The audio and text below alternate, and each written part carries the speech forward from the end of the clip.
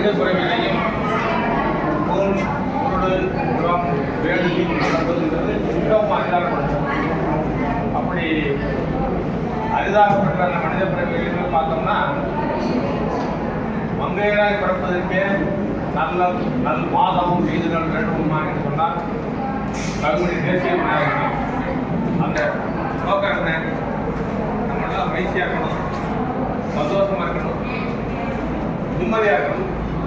இந்த மகிழ்ச்சி, சந்தோஷம், நிம்மதி இந்த மூணுக்குமே எதிரியாக வருது அப்படின்னு கேட்டால் மனிதன் வரக்கூடிய நோய்கள் தான்.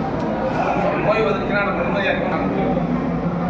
நோய் வந்துச்சுன்னா அதெல்லாம் அனுபவிக்க முடியாமல் போயிடும்.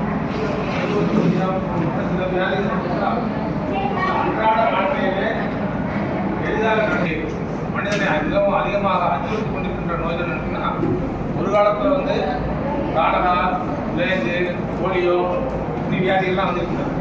அதெல்லாம் நம்ம தடுப்பூசிகள் போட்டு